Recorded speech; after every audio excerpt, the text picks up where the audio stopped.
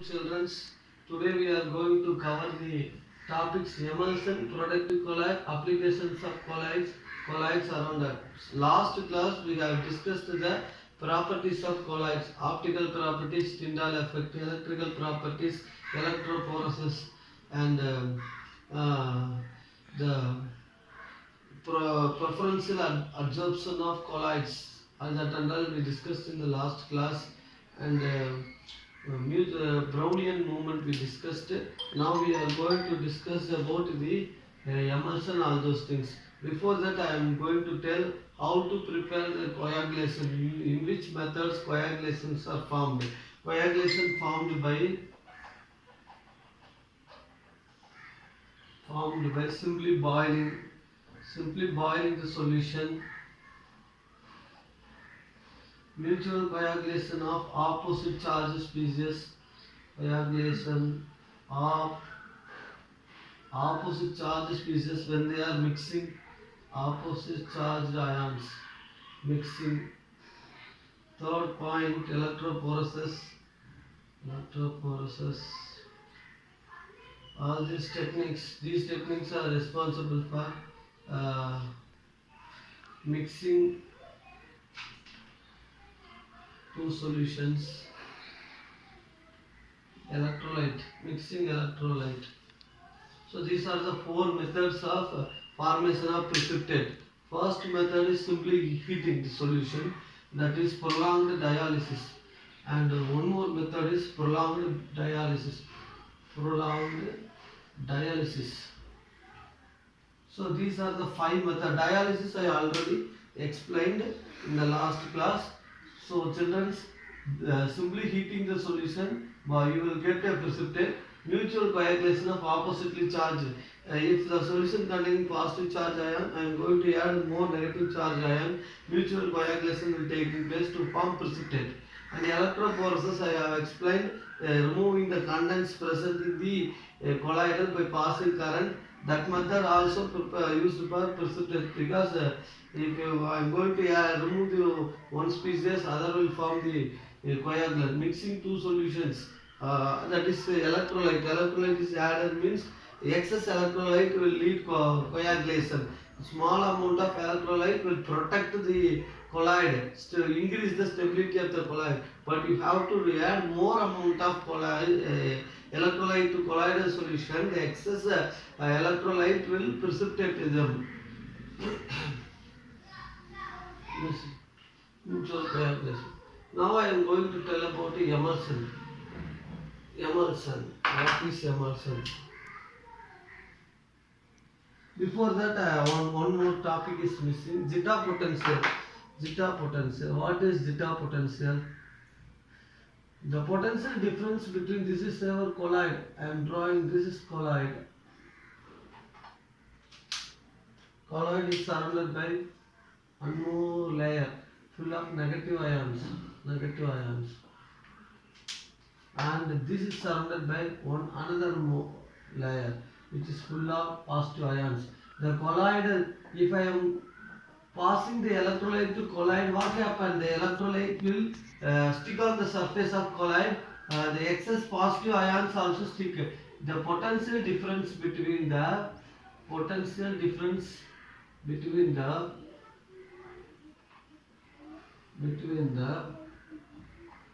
fixed layer, which means layer 1, and this is layer 2, and the diffused layer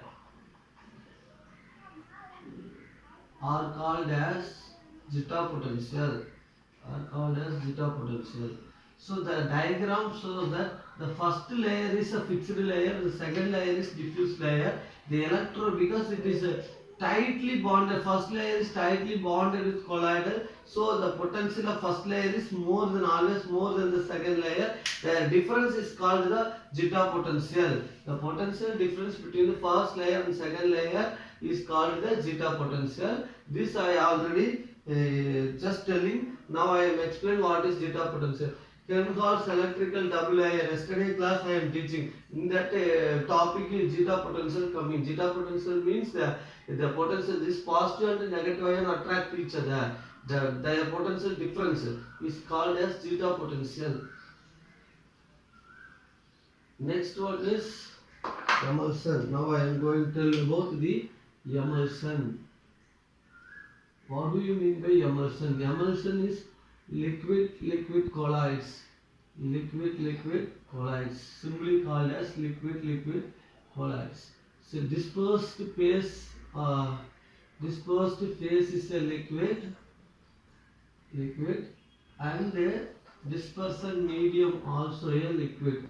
Dispersion medium also a liquid. So we have to draw there are two types of emulsion. One is water and water dissolved in oil. Water oil dispersion. Water dissolved in oil. Next one is oil mixed in water. This is two types of emulsion.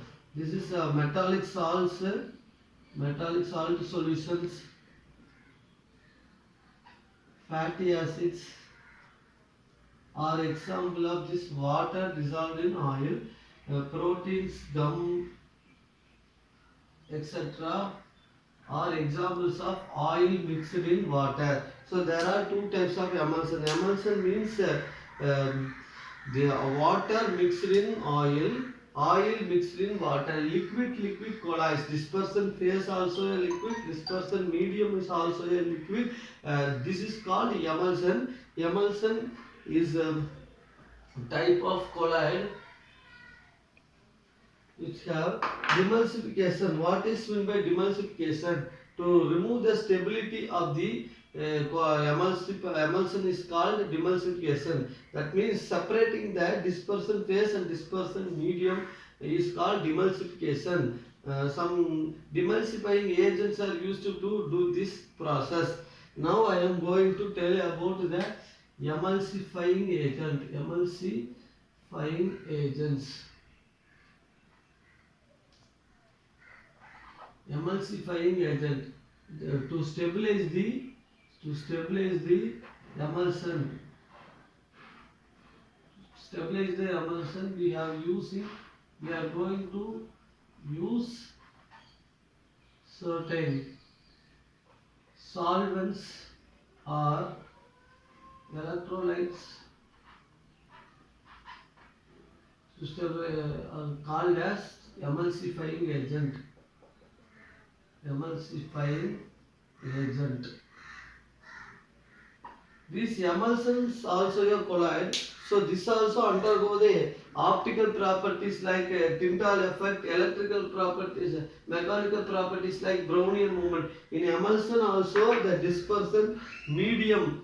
In the dispersion medium the particles moving zigzagly, unbalanced bombardment of particles taking place leads to Brownian movement. Tyndall effect, when you pass the emulsion, milk is an emulsion, so you can pass light in the direction of milk. What happened? The path of the light will be seen when they are seeing in the vertical angle. You see the path of the light. In cinema theater also the projector is passing through the dust. So the dust is a colloid, air containing dust that will show the path of the screen, that projector screen. That is an example of the Tyndall effect. Now I am just telling about the emulsifying agent, emulsification, all those things I am just telling. Next one is I am going to tell is equal to water. Dispersion medium equals to oil. Oil,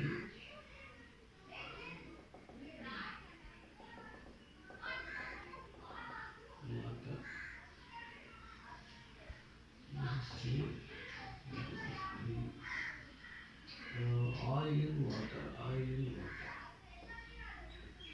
Dispersed phase, oil, dispersion medium. is water.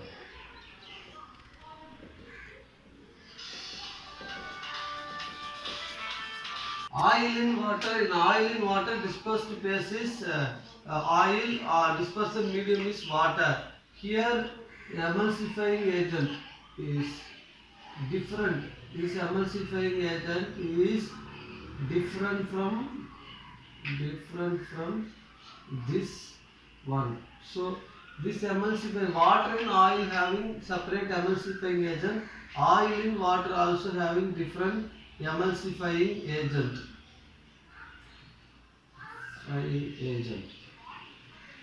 So this is the terms related to emulsion. Milk is an emulsion. Paint is an emulsion.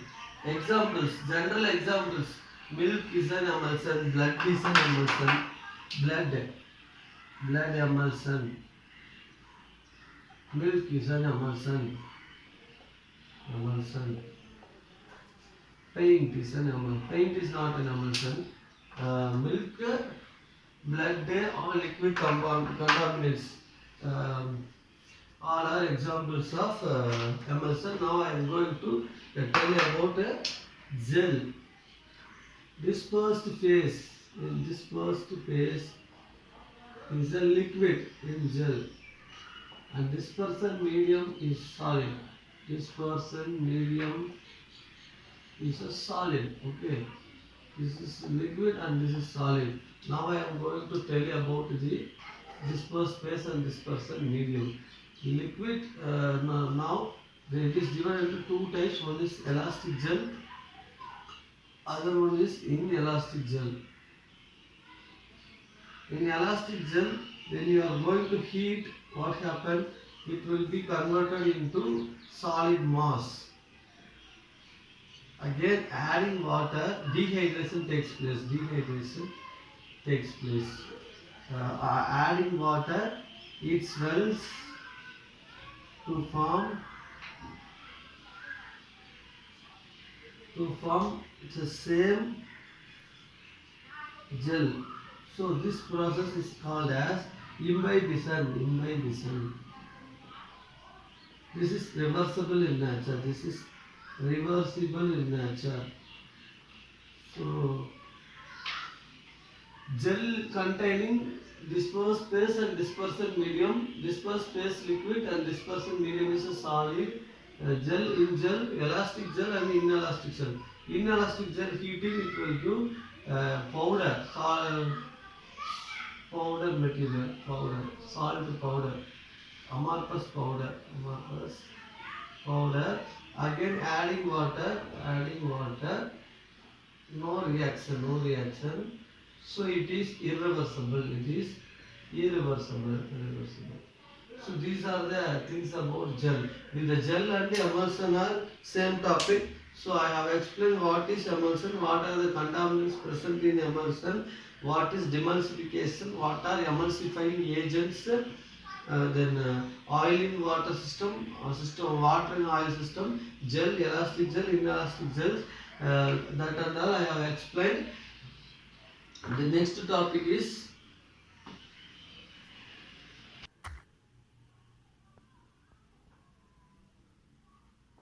sky looks blue, fog mist, formation of rainbow, then food articles, blood, soil, artificial sand, artificial raining, delta formation. So, collides around us. In this topic, we are going to talk about why the sky looks blue, fog, mist, food articles, blood, soil, artificial sand, delta formation. These are the topics today we are going to see. Now, why sky looks blue? Because the dust particles and some air containing dust particles and water which scatter the blue light and it sends to our eyes, so it looks like blue. That's why the sky looks blue. Air containing dust particle and water, they behave as a collide. So light from the sun coming to our to earth, while traveling the light, it will cross the colloidal particles. Colloidal particles are heterogeneous in nature, so the colloidal particle absorbing the light and emitting in all direction. The colloidal particle absorb the blue light of the sunlight and it emits all over as blue. That is why sky looks blue. Simply we are saying air containing dust particle which is scattering the blue light. That's why it is dust. That is why it is blue in color. Not only sky, the ocean also looking blue because of the reflection of the sky in water. Because of the water also containing lot of water and dust particles, so light scatter in the water and that is why water also looking blue. The water particle containing gel and lot of colloidal particle. These particles scatter the blue light of the sun and that's why ozone looks blue.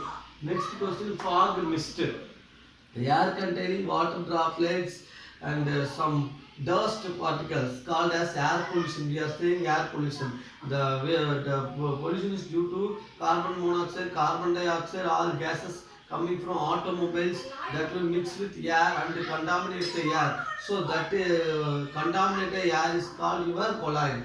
That colloid we have to take that colloid and freeze the colloid into 0 degree. They will form fog mist.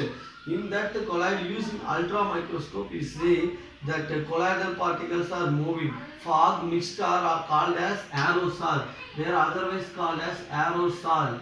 Air plus water plus. So they are called aerosol. So in that fog mist, they behave as a colloid because of cooling the dust. Air and dust below 0 degree, they behave as a colloidal particle. Then food articles like milk, butter, halwa, fruit juices, all are colloids because of mixing the heterogeneous solid material. Blood containing albuminoid materials, which is positive colloid, which is negative colloid, which on react with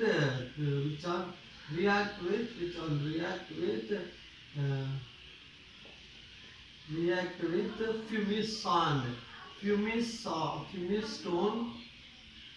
present in saloon, or ferric salt, which is positive colloid, So mutual coagulation takes place, blood clotting takes place. Suppose some accidents taking place, some part is wounded. In that situation, blood coming continuously. So you have to use that pumice stone or ferric salt to the particular situation. What happens means mutual coagulation takes place. Blood is a negative colloid, where ferric salt is a positive colloid. Precipitate will form. That coagulation takes place. It slowly stops the blood. That is why blood clotting takes place. That is the work taking place in blood. Understood? Next is soil. Fertile soil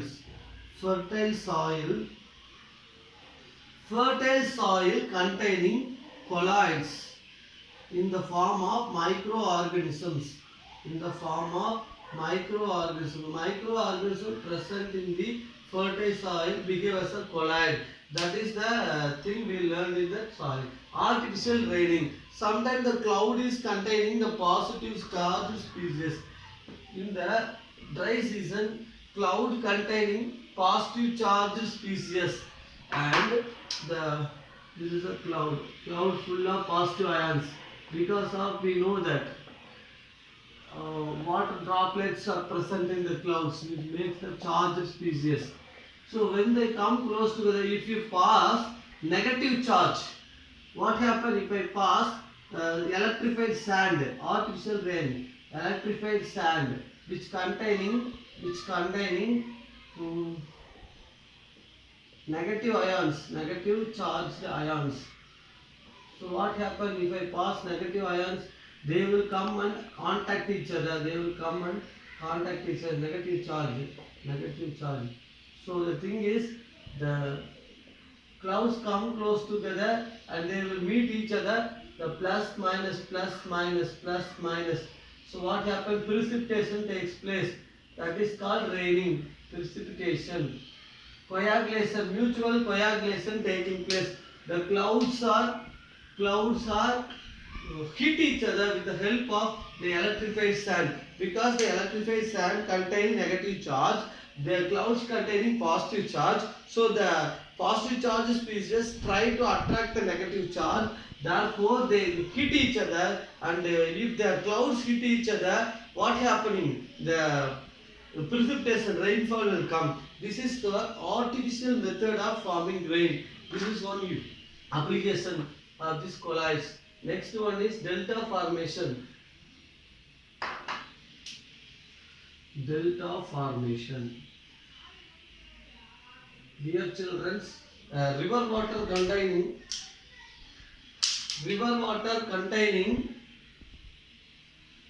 minerals, river water containing clay, ocean containing large number of electrolytes like potassium chloride, sodium chloride, etc. So river water containing sand, clay, and ocean water containing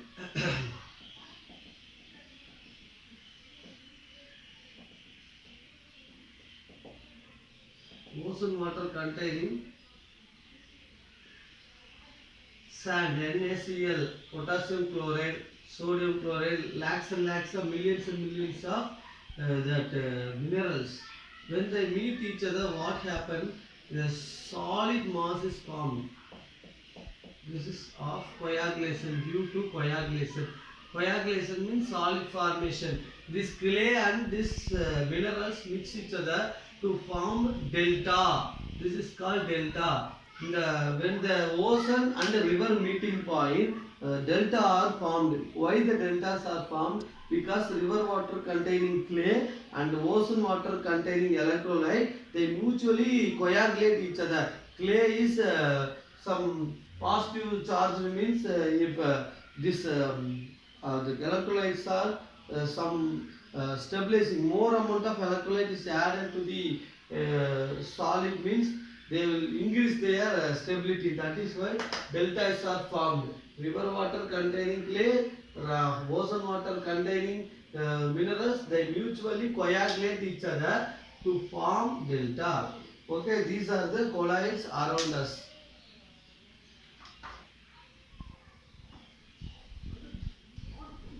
Okay. Start.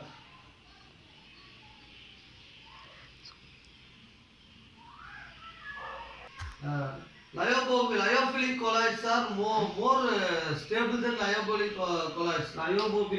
Lyophilic colloids are more stable than lyophilic colloids. Because the lyophilic colloids are extensively solvated. Meaning is the lyophilic colloids are strongly attracted in water. The attraction between the lyophilic colloid in water is water loving species. That is why they are more stable than the lyophilic colloids. Lyophilic colloids easily precipitated. Lyophilic colloids can be stabilized, protected by adding lyophilic colloids towards each other. That is why the protective colloids. Lyophilic colloids is added to lyophilic colloids, means lyophilic colloids will be stabilized. They will not form precipitate. In situations like this, lyophilic, for example, 10 ml of gold solution. 10 ml of gold solution is mixed with 10 ml of 10% sodium chloride solution is added. is added mixed with 10 ml of gold solution mixed with 10 ml of solution. Then gold solution becomes stabilized. Solution become stabilized. This will form protective layer. Suppose this is gold solution.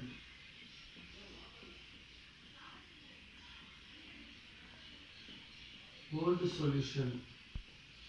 We are going to add sodium chloride. It will form protective colloids. Sodium chloride. Lyophilic. It will form protective layer. This is called gold number. So 10 ml of gold solution is stabilized by 10 ml of 10% sodium chloride. This is called the gold number. If sodium chloride is added to gold solution, it forms protective layer on gold atoms. Suppose I am going to add one more electrolyte like KCl means K plus Cl minus.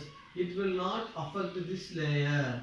It will not disturb the layer and it will not precipitate the solution. It will not coagulate the solution. That is called protective colloids. Protective colloids means adding lyophilic colloid to lyophobic colloids to avoid the precipitation or coagulation. To stabilize the lyophobic colloid is added. One example is given: 10 ml of 10% sodium chloride added to gold solution. Gold solution become a stable colloid. If we are not going to add the lyophilic colloid to lyophobic colloid, means easily coagulated to form a precipitate.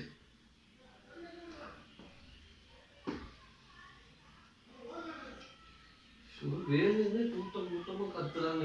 இவங்க class எடுக்க